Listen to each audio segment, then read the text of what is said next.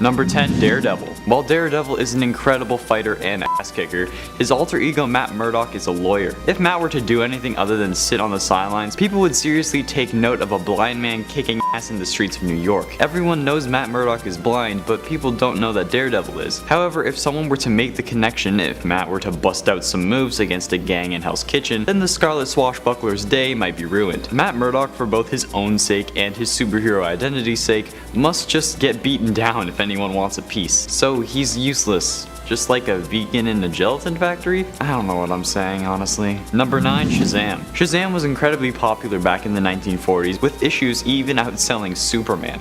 And while the Shazam movie was one of the better DCEU movies, the only one, Billy Batson is Shazam's alter ego. And he's literally a 14-year-old kid who, unless he says that magic word, is literally just that, a 14-year-old kid. And unless he says Shazam, he's not in costume. Therefore, he is very much allowed to be on this list. What can a kid do in a fight? It's like that saying, would you rather fight 100 kid-sized Shazams or one Shazam-sized kid? Honestly, even if he is Shazam-sized, the teen is still going to be easier to fight than Shazam, especially for me, where my only superpower is being able to clear out a room with one single cut of cheese. Number 8. Green Lantern. While in costume, Hal Jordan is the protector of Earth, a man with the superpower of not eating that last donut even though he really wants it.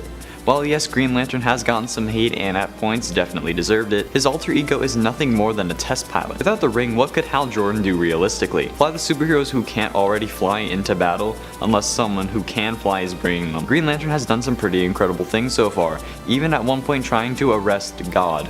No matter how ridiculous that sounds, it happened. If you're not Green Lantern, it's a red light for helping Hal. Sorry, not sorry. Man, these jokes are terrible. Number 7. Invisible Woman. After choosing to merge with Malice's persona to prevent Malice from taking control over her own body, Sue Storm underwent a radical change in the comics. While I kind of enjoyed the verve, sassiness, and occasional short temper she exhibited, including a scene in the comics where she turns residents of the tower's clothes invisible, using her powers in an attempt to cause them to stop chastising her and criticizing her younger brother Johnny Storm, which was pretty comical. A change that also came about from her transformation was one that was pretty ridiculous. Her ditching her old uniform and creating a new one with a cutout 4 in its chest to show off cleavage, and a ridiculous tummy window. This leotard is certainly an outfit, but one that seems a little risky. I mean, I know she's the Invisible Woman, but even when invisible, exposing your stomach to an enemy just seems like a bad call. Number 6. Hercules. Obviously, Hercules is from an ancient era, and as a result, his looks can be considered dated to some, or I really think of them more as classic looks, and I find them more timeless myself. Except for during the Crossing event. Get ready to open up the Pandora's box that is time in Marvel comic history, cause there are a lot of awful outfits that came out of here. This Hercules costume involved a tank top with the Avengers A on it, some brown pants, and a belt. With his tank top tucked in and belted, I mean, just imagine that look in the real world, like outside of the comics, and it's utterly ridiculous. Not to mention, they had Hercules shave for this outfit. This modern take on Hercules in the world of the 90s was just a travesty to his character, who is known for his iconic gladiator-inspired looks. I also have to give an honorable mention to the time Hercules' costume was just his birthday suit. Yep, it was super short-lived, and to call it a costume per se might be a stretch, but he was sort of training others using a Greek-inspired athletics competition while he was wearing it, or wearing nothing. Even offering to wrestle other heroes while in the buff. Ugh.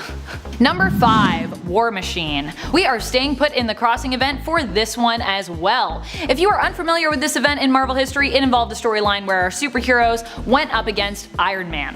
For a hero who is so celebrated, Tony Stark certainly does get battled by his fellow heroes more than you'd think. In this story, Tony is revealed to have been working for Kang for years, which results in the heroes having to team up to stop him. The end result is an older Tony Stark being converted back to good and sacrificing himself so that younger Tony from his past, who is also fighting him, can take over as the Tony of the present. Yeah, it's a confusing one. Anyways, as a result of Tony being evil, Rhodey looks to distance himself from Iron Man, which means him getting a new suit, which looks a bit like a group of like space bubbles. Also, what is wrong with his helmet? Why is it so round and small? Like, what happened to the shape of James's head? Number 4. Stay gold, Iron Man. Before we had the amazing suits that belong to Tony Stark today, I mean, we could make a few lists based on the best of Iron Man suits if we haven't already. We had the original Avengers version of Iron Man. You may remember this suit from the Iron Man origin story in the MCU, but it looked even less cool and a lot more Tin Man in the Avenger Volume 1 series. So much so that when Iron Man went to save people with it, they didn't even like the look of it. But Tony Stark had a plan to fix this. Update the suit, build a new one, get some cooler gadgets? Nope, nope, and nope. His plan was to paint it gold. And the weird thing is that it worked. Granted, this costume only lasted for a short time in the comics before Tony did end up creating a new suit, but still, it is astonishing that this gold version of his Mark I eyesore somehow made it exponentially better to anyone who saw it painted gold.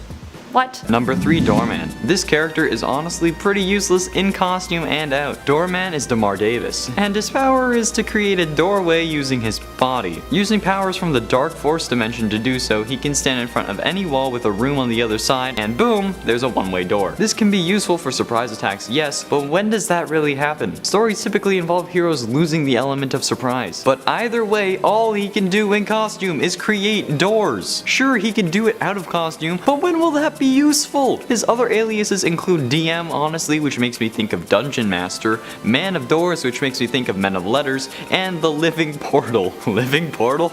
He can only create a doorway to one room, and it has to be next door. And calling him Doorman just sounds like he's Esteban Julio Ricardo de la Rosa Ramirez. I wonder if there's any relation to Rene Ramirez. Sweet Life of Zack and Cody actually takes place in the DC universe? I gotta get working on that theory. Number 2, Cyborg. Can I count cyborgic? Is that a word? If Cyborg were to have the metal and cyborgic, it's a word now, parts removed from his body, he would be dead. And is there anything more useless than being dead? We can even see what he's like without his armor in Forever Evil number 3, where Batman and Catwoman need to bring Victor to Star Labs to have his father save his life again, because without his costume, he's literally dead weight. He just causes an inconvenience to those around him trying to save his life. This is the only character on the list who would die out of costume. I know you may not consider his cybernetic implants to be a costume, but I do, since that's what makes him a superhero rather than him just being Victor Stone. Number 1, Hindsight Lad. Carlton Lafroig is a great guy to have around if you want to spend your days filled with regret, sadness, and feeling like all around crap. First introduced in Marvel's New Warriors Annual number 3, Carlton would not become Hindsight Lad until New Warriors 37, where he caught a classmate transforming into his alter ego Speedball. Carlton blackmailed Speedball into letting him join the New Warriors. His issue is that he has no powers whatsoever, so while being useless and just kind of a dick out of costume, he's even worse in costume. His power is to point out tactical issues the heroes made in battle after the battle has ended, which means he is useless on the field, so he mostly works a desk job doing administrative tasks and using his computer skills. But can we talk about his costume? I would want to be out of that thing. He has car mirrors on his helmet, for fuck's sakes. This kid is the most sorry excuse for a hero I've ever seen. This kid is the epitome of uselessness. And look at me, I sound like everyone from high school. Kicking off the list at number 10, Bullseye.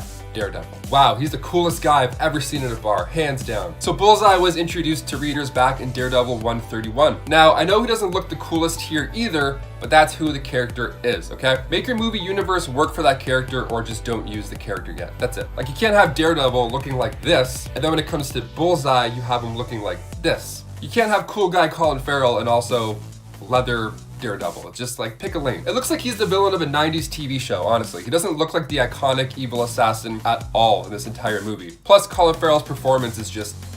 Now, the Batman universe did Ben Affleck a little bit better, and now we can also look forward to Colin Farrell being in the Penguin in the new Batman, so it's good. It's like you start with Marvel, move to DC, or you start to DC, and then you move to Marvel. Proper transitions. And before we head over to number 9, if you guys could go ahead and give this video a thumbs up, because it really means a lot for us at the channel, and it also helps us out as well too. You guys are the best. Thank you so much for supporting. Now back to this list. Number 9, Silver Samurai, the Wolverine. Alrighty, we got a cinematic masterpiece coming from Fox, because they just pump out the best superhero movies ever. The Silver Samurai in this movie has no mutant abilities. It's rather just an advanced tech suit. It was made up of adamantium from the orders of Ikiro Yoshida, and it was meant to prolong his life until he got Logan's healing factor. And it also looks like a Decepticon. Although it's based off of the original armor of the Silver Samurai, it just didn't work out. It was too much CGI, took you out of the movie, felt like you were watching Michael Bay's Ninja Turtles. It was just a mess. But while this Wolverine movie may be at the bottom of the list for many, I don't feel too bad for adding it in here because eventually we got around to James Mangold's Logan, which was a perfect send-off for the character. So far, there's only a couple of Fox characters that have been redeemed: Wolverine and some other mutant that I'm going to mention definitely later on in this list. Number 8, Vision.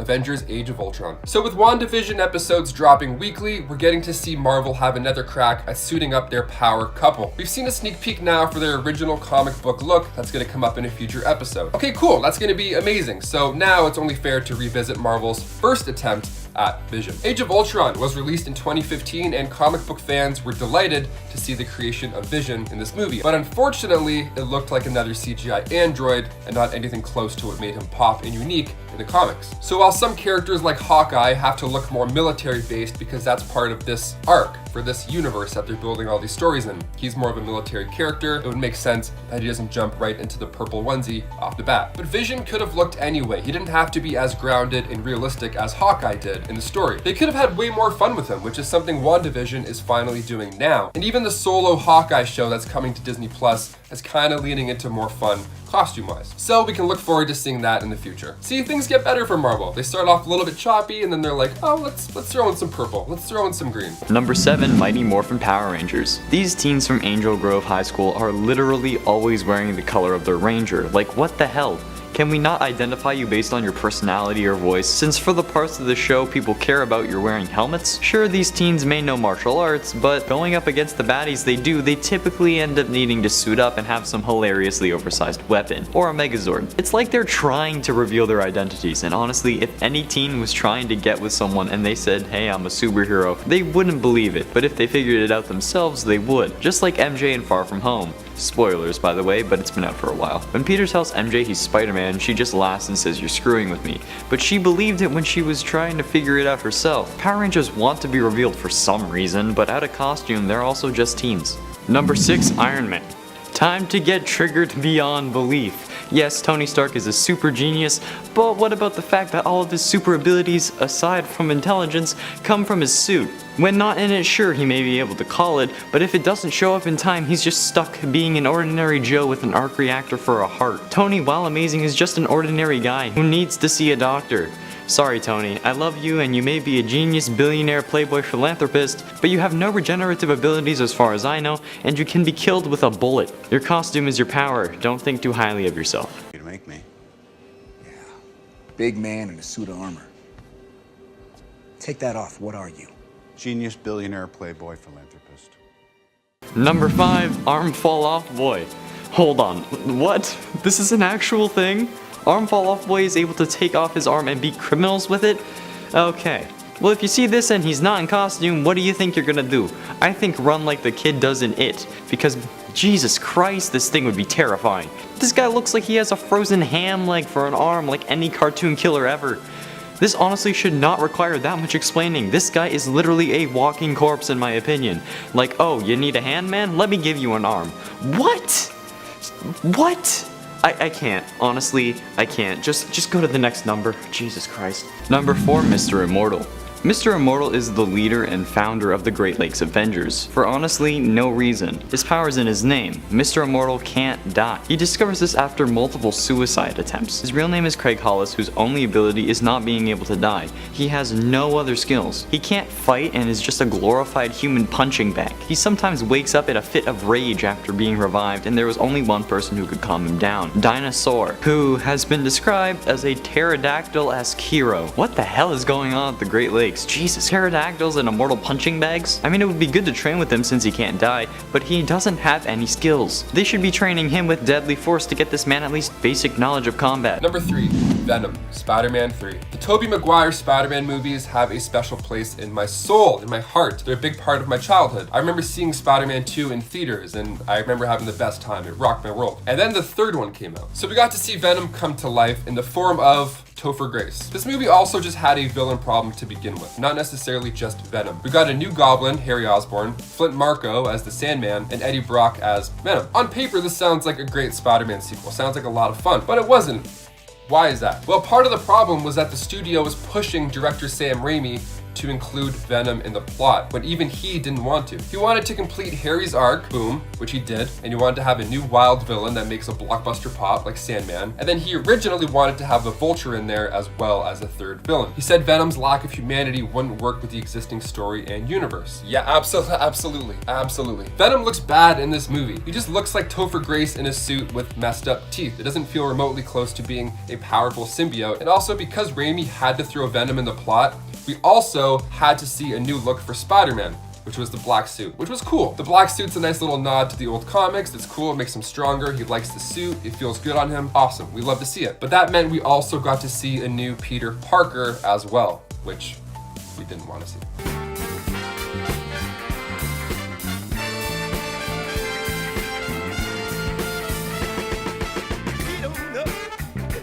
So including Venom was a fail for a good amount of reasons in this movie, not just the look. I like being bad. It makes me happy.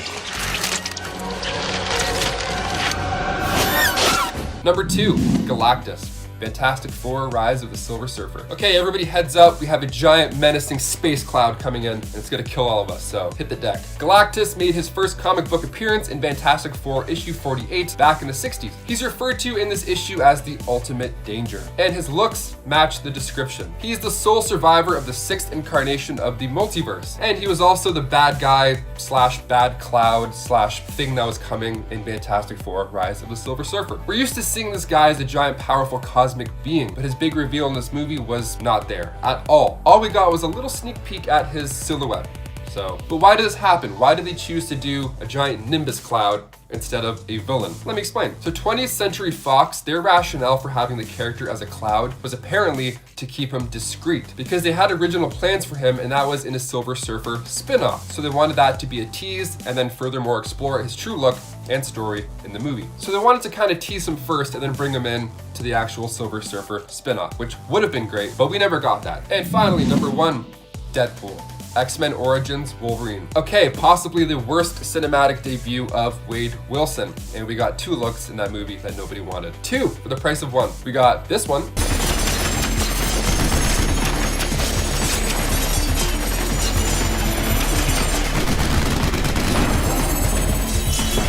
And we also got this one. Wait, is that you? Stryker finally figured out how to shut you up. Both were not received well. Now we're finally back on track with Wade Wilson. Just like Logan, we got that R-rated comic book character we should have always gotten. The merc with the mouth, and your plan was to sew his mouth shut. Okay, great plan. So he went from holding katanas wearing a red and black outfit to having blades in his arm while being naked. And what didn't help was the fight scene that followed this horrible reintroduction. Thank God they're trying again with these characters, but I mean, how many tickets do we have to buy to see your failed attempts? Number 10, Jack of Hearts. Jack of Hearts, whose name is actually Jonathan Hart, so a John instead of a Jack in his everyday life, is an underrated hero really, though he could do with a wardrobe update. His name makes him sound like he belongs in a Las Vegas casino, while his powers have nothing to do with card tricks. He got his powers from a fuel created by his father called Zero Fluid. He was covered in it as a result of a scuffle between him and an evil corporation who wanted to steal his father's scientific discovery. This resulted in him being granted powers including zero energy blast, superhuman strength, durability, and flight. But regardless of how cool he is alone, his costume makes him look like he would fit in more in Lewis Carroll's Alice in Wonderland than the pages of a comic book. He looks like one of the Queen of Hearts goons. With his half-painted face and his card-inspired tunic, his outfit from the 70s is in need of an update. I would love to see his outfit reflect just how cool of a hero he is. Number 9, Black Bolt and Lockjaw. The presence of Black Bolt, Inhuman Leader, and King and his dog Lockjaw might shock you for appearing on this list. Why did I add him here? Okay, let's just do a pan up from the bottom of his costume. So everything is good so far. Yep, standard spandex outfit here, cool pattern on the suit, and then wait for it, there. What is that on his mask? That is a tuning fork. It is true that Black Bolt sometimes uses his tuning fork in the comics to emit energy or channel his powers, but he also seems to use his powers just fine without the fork. It isn't a part of his body after all, it's just a part of his costume. Also, Lockjaw also has a tuning fork on his head, which to be fair looks as adorable as it does ridiculous. So you might think, but wait, what does Lockjaw use his tuning fork for? He doesn't have the electron harnessing speech center that Black Bolt possesses, right? You're right. Lockjaw is primarily known for his teleportation powers. The tuning fork for him can be used to channel and focus these powers. For someone who is using their speech, I could kinda see that this tuning fork might make sense, but for Lockjaw's powers, it also helps? Wait, WTF? Is this an inhuman thing? Cause if so, why isn't everyone wearing a tuning fork on their head? Where is Medusa's tuning fork? Number 8. Captain Ultra. Captain Ultra doesn't just suffer from sometimes being an annoying character who admittedly even other supers would like some distance from, he also suffers from a case of a bad costume. Poor guy. His costume is problematic for the reason that it just has like too much going on. We are first introduced to Captain Ultra in the Fantastic Four Volume 1 issue 177. Another honorable mention from that issue is wannabe supervillain character Osprey, who wears wings despite not having any flight powers. Or any powers at all, sadly. Back to Captain Ultra. From his debut to his short time in the Defender series, his costume in the 60s and 70s always had just too much going on. Green helmet, blue cape, orange pants, red and yellow vest, blue underwear over the top of it all. All the iconic 70s colors rolled into one heinous outfit. Ugh. Number 7. The Rhino. The Amazing Spider-Man 2. Okay, the Spider-Man almost trilogy with Andrew Garfield. Here we go. So we got to see the introduction to Rhino, played by Paul Giamatti, which is a wild sentence to say out loud. So the popular villain made his debut in Amazing Spider-Man issue 41 back in 1966, and fans were pumped to see this movie possibly lead us to a Sinister Six movie, and it was coming. So this strange gentleman throughout the movie who is assembling this sinister crew asked Alexei to pilot this exosuit. Now at the beginning of this movie, we had seen him trying to hijack an Oscorp van containing vials of plutonium. Now of course this was Spidey's cool first fight scene of the movie, so he took him down with ease, throwing in left hooks and quips, eventually leaving him literally standing there with his pants down. And then at the end of this film, because you know he's only in the opening scene and the ending scene forever, that's all the Rhino we have now until they redo him again, but they're not going to bring him back for sure. This is a hard character to do, and it didn't really work out in this movie in any way. Yeah, like imagine if he joined Jamie Foxx's Electro coming into the MCU in the next Spider-Man movie. Like if he appeared there, he'd get his ass kicked. Like Mark 1 could take this guy. Now I understand you need to make it again more realistic for a live action movie, but this just wasn't it. Number 6, Apocalypse. X-Men Apocalypse. He made his first full comic book appearance in X-Factor issue 5. He's the big, brooding villain of the Marvel Universe, or one of them at least. And after the success of X-Men Days of Future Past, this movie was hyped up. The first mutant, near omnipotent superpowers, this guy is the big bad we've been waiting for in the X-Men universe. And the results were boring dialogue. The costume ended up looking like the sticky dude from Power Rangers movie. Ivan Ooze. Yeah, Ivan Ooze was the villain. Hi, can I get 4 tickets to X-Men Ivan Ooze? Thanks, debit. To be honest, I'd rather just watch Oscar Isaac act as a person, because it's usually pretty good. Ex Machina was an amazing performance. This movie just felt like a superhero movie with a budget every time I looked at him. And also, the guy's barely in the movie. Like for the main villain, for Apocalypse in a live action X-Men film, we got to see him for less than 20 minutes. In total. Number 5, The Thing.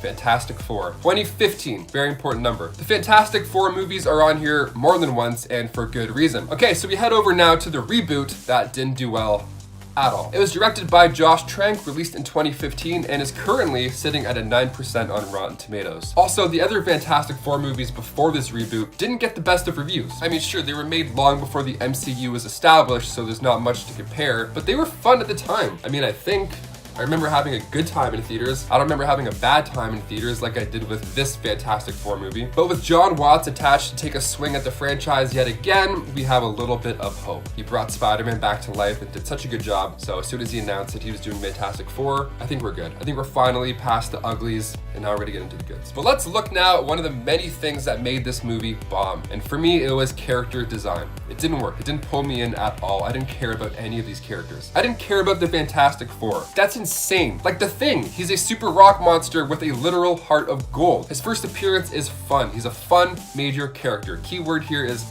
fun. In 2011, The Thing ranked 18th in the top 100 comic book heroes, and we still haven't really seen any movie do him justice properly. For starters, at least the version that Michael Chiklis played had an actual actor under the suit. We had an actual human to relate to in some way or another. Number 4, Doctor Doom, Fantastic Four 2015. And now we got number 4, same movie. Let's do it. While we're at it, I gotta bring up Doctor Doom from the same movie. Perhaps even worse than how bad The Thing looked, we have our main villain. Also, one of the biggest Marvel villains ever of all time. Victor Von Doom was played by Toby Kebbell, who I'm a big fan of. His motion capture work for the Planet of the Apes movies were amazing. He's a fantastic actor. So dare I say, I was looking forward to seeing this movie in theaters. In the early 2000s franchise, we almost got him. We almost got Doctor Doom. We kind of got a comic book look and feel. A little bit. But even so, this was a watered down version of the character as a whole. Like, he's not a king yet. And the reboot back in 2015, when the first look of Doctor Doom was leaked, we couldn't even believe it. We thought it was fake. We were confused and kind of worried, but then, you know, maybe a little CGI will kind of clean him up a bit, maybe some post-production. Maybe we'll have a good Doctor Doom, right? Right? We'll get him next time, boys. Number 3, Thor. And back to the crossing we go. Sorry friends, I obviously need to make a top 10 worst superhero costumes from the crossing list. If you want me to delve more into this comic book event for awful looks, let me know in the comments. Or if you want to just delve more into massive events like the crossing in terms of comic lore. During this event, everyone looked awful, but I am not sure if there was anyone worse than Thor. If you thought the flowing locks we see in the MCU on Thor were a bit much, you're gonna love this. His hair was drawn long enough to look like it could just reach past his butt. He is covered in random leather straps, they don't seem to be useful for anything. He's also covered in metal spikes, and Mjolnir for some reason has a chain hanging from it. He is also basically wearing a green crop top. Yep. Number 2, Star Sapphire. A lot of Star Sapphire's outfits have been known for their revealing nature. The sometimes villain, sometimes hero is one of Hal's exes and comes to us from the Pink Lanterns, who stand for love. So it kinda makes sense that they would often prefer to, you know, show off some skin. But there is showing off some skin, and then there is showing off some skin and, you know, breaking the laws of physics. The outfit I'm referring to is one that is a mystery when it comes to how it stayed on. This outfit involves full arm coverage and a very large collar, but about nothing else. Her abdomen is exposed, and who knows how that costume manages to give her enough support in the chest area. It certainly is a strange leotard, which also comes with a headdress that wraps onto her cheeks for that extra coverage. You know how it is. Sins of Star Sapphire? Oh, that costume was a sin. Number 1, Wonder Man. Which costume does one even pick for Wonder Man? They are all terrible. The one of the worst in my mind is when he simply wore a red blazer and sunglasses as a costume, like over a black t-shirt and jeans. Oh, and don't forget that gold chain. Wow. This look comes to us from the Mighty Avengers series, but there have been countless other gaudy appearances from Wonder Man, including his West Coast Avengers look, and let's not forget all the pouches he was given during the 90s in his self-titled series. What is it with pouches? Like, you're a superhero fighting crime, like what do you need to keep in there? Your keys? Some band-aids? Chapstick? Why do people have so many pouches in the 90s?